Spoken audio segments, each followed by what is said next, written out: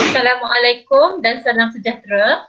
Jadi kita nak sambung bincang soalan trial negeri Terengganu kertas 2 tahun 2020 bagi soalan nombor 4 dan nombor 5.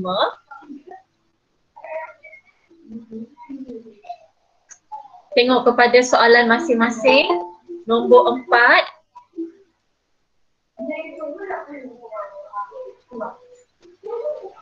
Rajah 4.1 menunjukkan jenis kembar P dan Q.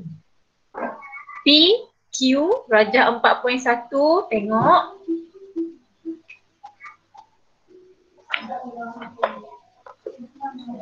Jadi kat sini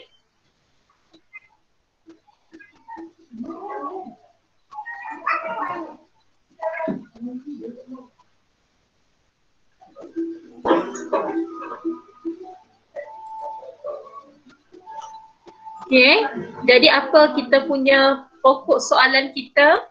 Kita nak hilang yang colours ni, tak apa iaitu tentang jenis kembar. Jadi jenis kembar kita dah dapat bayangan. Pokok soalan jenis kembar maksudnya dia nak tanya iaitu tingkatan 5 bab 4 iaitu tentang pembiakan. Jadi tengok kepada baby, kita tak panggil bayi kan, kita panggil fetus kan. Fetus ataupun bayi boleh juga. Okay, P kembar dalam kandungan ibu ni. Okay, tengok P dan Q, apa beza dia? Kalau P ni dia berkongsi plasenta yang sama ke tak sama ni? Sama. P ni dia berkongsi plasenta yang sama, betul tak? Kan? Tapi tali pusat dia berbeza. Ini plasenta ni. Dia berkongsi plasenta yang sama. Maksudnya ini adalah kembar seiras. Cuba tengok Q. Kalau Q kita tengok plasenta kedua-dua fetus ini berasingan. Tali pusat lain-lain jugalah. Plasenta dia berasingan. So Q ini adalah kembar tidak seiras. Bagaimana terjadinya kembar seiras yang P ni? Apabila satu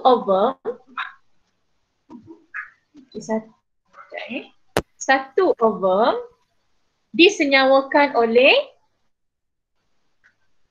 ya Allah tak jadi. Di slow lambat sikit. Oleh satu sperma. Muncung sikit sperma. Dan ketika bermitosis untuk membentuk embrio selepas ni, masa itulah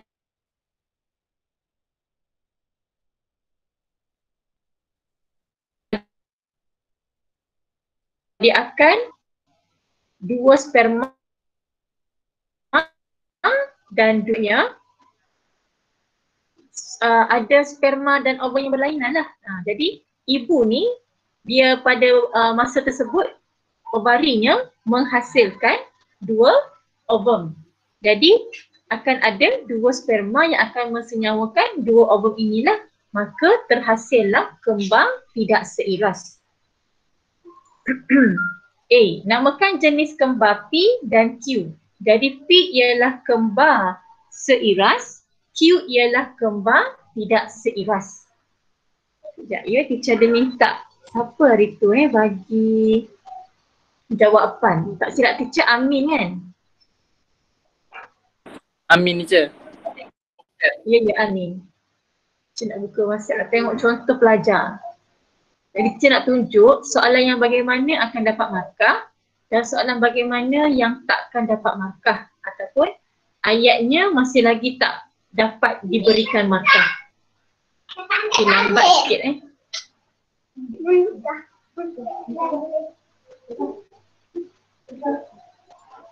Okey, lambat kita pada soalan yang kedua. Dan soalan B. Tinggal rumah nenek, cari kita suami. 5 bagu, cari 5 bagu. Kakak, bagi 5 bagu ke dia kak. 5 bagu. Dia tinggal rumah nenek ni selipar. Bagi dia buat suami, mama Uwi tu. Cari. Tanya dia.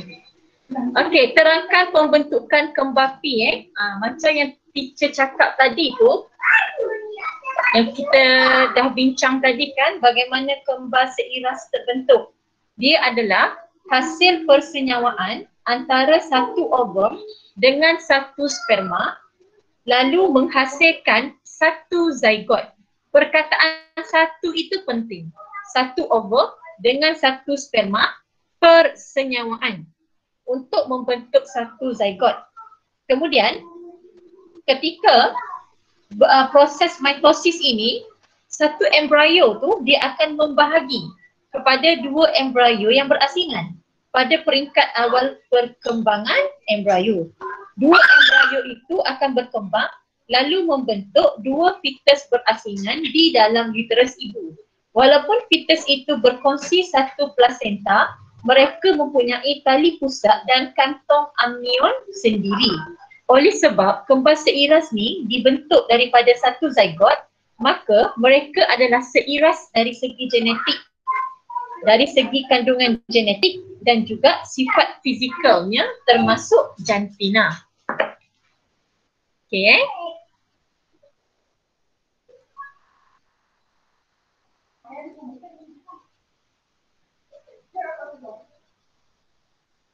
Tak boleh buka lah, tak boleh tengok jawapan Amin Apalah. Okey, sekejap.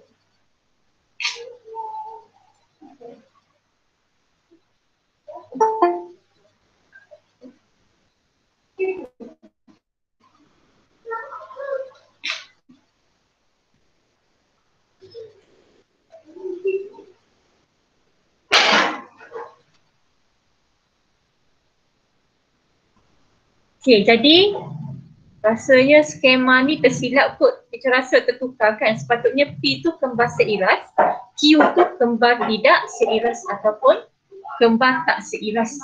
Jadi untuk 4B, bagaimana kembar P, kembar seiras tadi kita rasa tertukar ni kan. Sepatutnya kalau tengok pada carangan jawapan ni, ini adalah tentang kembar tidak seiras. Jadi kembar P itu adalah kembar seiras. Jadi tukar skema ni salah ni.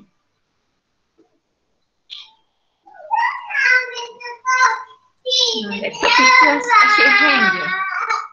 Tak apa, kita baca je lah Okey, iaitu di mana persenyawaan satu ovum dengan satu sperma lalu membentuk satu zygote.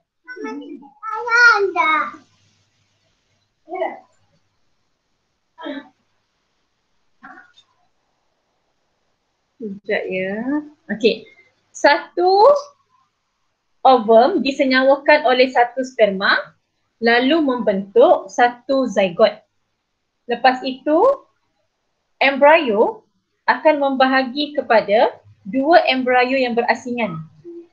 Dan 2 embrio itu akan berkembang lalu membentuk 2 fetus berasingan di dalam uterus ibu. Jadi fetus itu dia akan berkongsi plasenta yang sama. Boleh yang ni salah, saya rasa ni salah Okey, ni bukan ni. Dia adalah satu ovum disenyawakan oleh satu sperma membentuk satu zygote.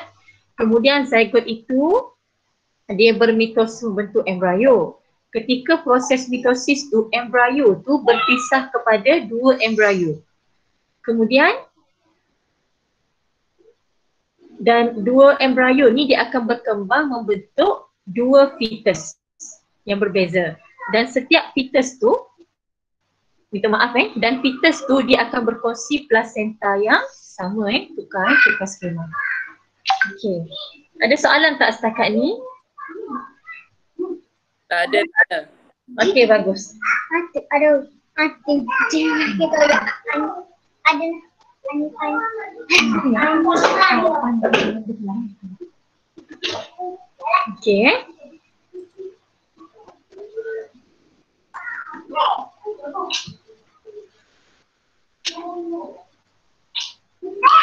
Amin.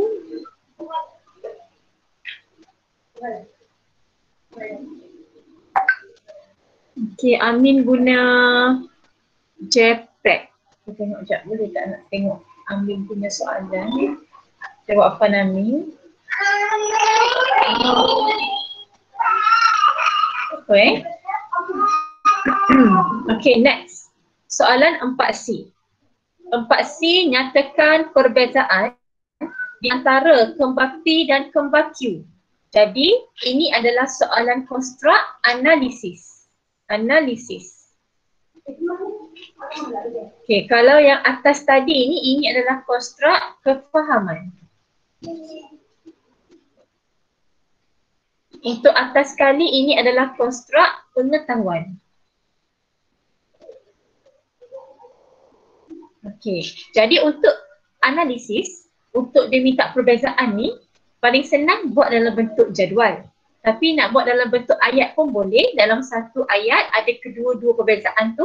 Lepas tu ada penanda wacana manakala di tengah-tengah. Penanda wacana di tengah-tengah. Jadi kat sini, kalau kita tengok pada 3 markah ni, maksudnya sekurang-kurangnya kamu kena bagi 3. Tapi kalau boleh bagi lebih lah. Contoh kembar P adalah terhasil daripada satu ovum dan satu sperma, persenyawaan. Manakala kembar Q adalah persenyawaan di antara 2 ovum dan 2 sperma yang berasingan.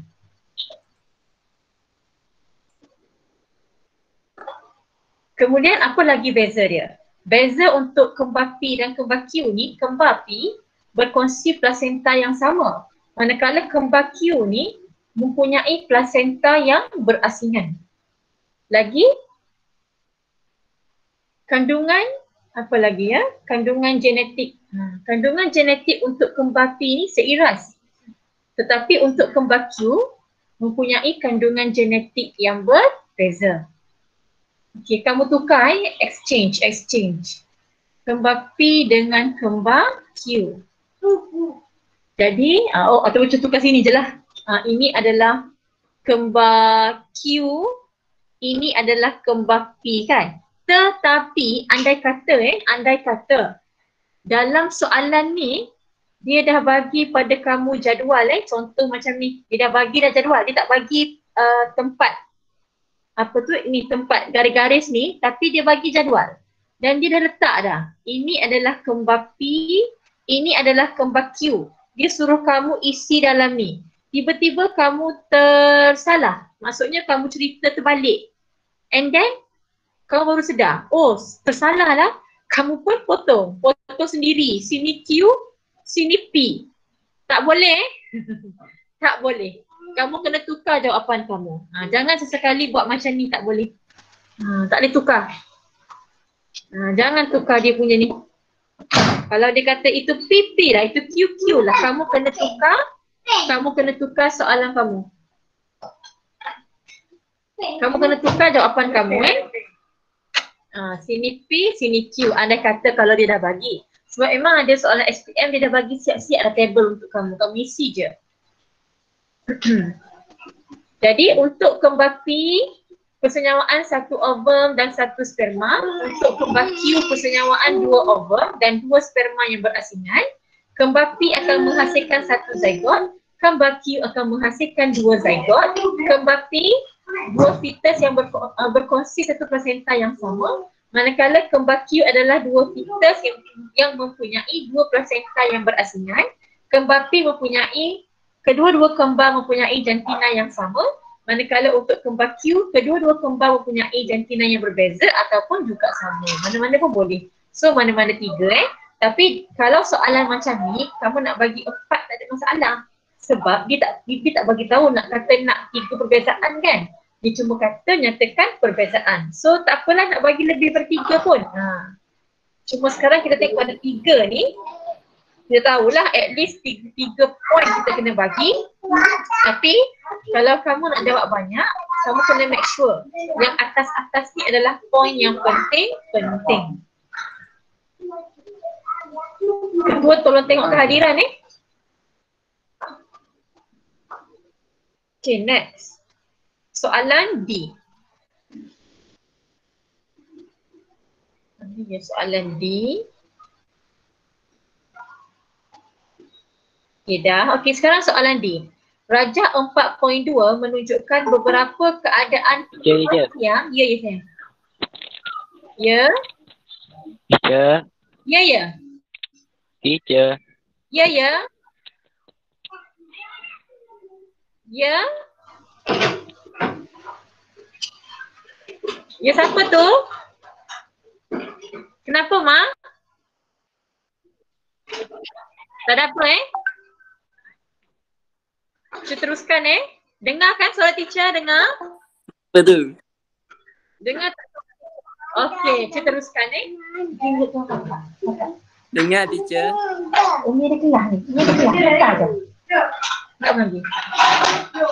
Rajah 4.2 menunjukkan beberapa keadaan kembar siam yang berlaku pada manusia. Jadi kembar siam ni adalah merupakan kembar seiras. Tetapi ketika proses nak berpisah tu, dia berlaku dengan tidak lengkap proses pemisahan tu. Jadi dia masih lagi melekat pada bahagian tertentu badan lah. Okey, contoh macam gambar yang diberi ni, macam yang pertama ni kan dia melekat pada bahagian kepala. Gambar yang kedua ni dia melekat pada bahagian punggung.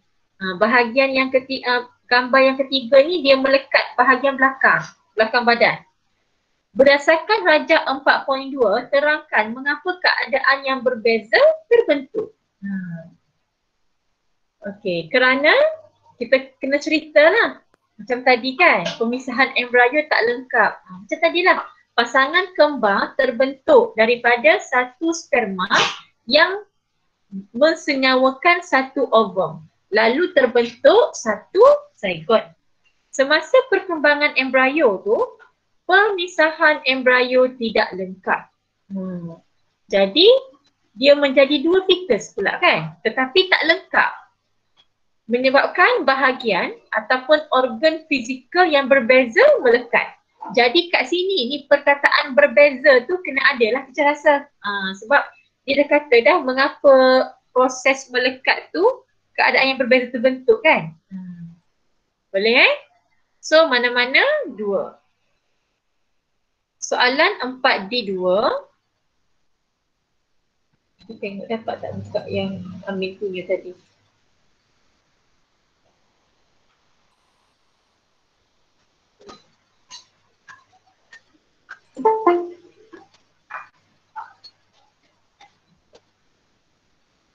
Okey, tak boleh buka lagi. Memang laptop kita slow sekarang ni.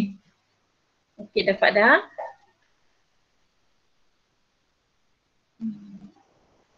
Fotos. Kalau ada soalan tanya je Kita boleh buka lagi, tak apa, kita teruskan dulu. Next, 4D2. Sebagai seorang doktor, berikan cadangan kepada ibu bapa sekiranya bayi kembar mereka dilahirkan dalam keadaan seperti dalam Rajah 4.2. Jadi sekarang ni apabila adanya kembar siam yang dilahirkan, maka doktor akan check lah sama ada boleh tak dibuat pemisahan, operation, pembedahan. Kena tengok juga adakah kembar siam ni dia berkongsi organ penting. Contoh, kalau dia melekat di kepala, adakah dia berkongsi otak? Jadi kalau kata berkongsi otak, macam mana nak buat kan? Takkan nak bagi separuh-separuh. Tak boleh lah. Dan even ada saya tengok dalam video dekat negara orang putih lah masalah kan. Ada yang sampai dah besar pun dia melekat dekat kepala lagi. Contoh kalau ada kembar di Malaysia beberapa tahun dahulu, kembar ni dia melekat, tak silap teacher, dekat bahagian punggung ke bahagian tepi kaki tu. Tapi kaki ada 2 je. Dia kembar siam. Kaki dia bukan ada 4, kaki ada 2. Jadi bila operation, pembedahan untuk memisahkan kembar siam ni, maka setiap anak tu dia hanya dapat satu kaki je lah. Seorang dapat satu kaki, seorang lagi pun dapat satu kaki. So dipasang dengan kaki palsu. Jadi yang tu bolehlah dibuat pembedahan untuk memisahkan sebab dia tak melibatkan organ penting. Okay, line teacher slow. Slow lagi ke line teacher? Dengar tak? Dengar tak? Jelas ya teacher. Dengar. Oh, ada yang internet slow. Okay. Yang teacher okay. Oh, line Umar. Tak apa, Mak. Okay, jadi macam tadi, doktor akan siasat dulu, check dulu, ada tak berkongsi organ yang penting. Okay. Jadi jawapan untuk soalan tadi, kembar siam boleh dipisahkan atau tidak boleh dipisahkan. Boleh dipisahkan jika tidak berkongsi organ yang penting. Itulah jawapannya. Macam tadi kan bila kamu tengok soalan kan, apa soalan ni tanya? Tak apa, jangan panik. Baca soalan tu 2-3 kali. Tak faham lagi 3-4 kali. Kemudian dengan menggunakan gambar stimulus yang diberikan dengan pengetahuan yang kamu ada, kamu jawablah yang mana yang paling logik, yang paling tepat sekali. Daripada kamu tinggal kosong. Saya tak confident kan, betul ke salah, betul ke? Tak apa, tulis je. Timbang tara, mana yang paling tepat, tulis. Tak ada masalah Okay, and then, okay, habis nombor 4. Kita tengok kejap jawapan Amin. Saya dapat buka tak teacher ni? Okay, dapat buka dah. Alhamdulillah. Okay, tengok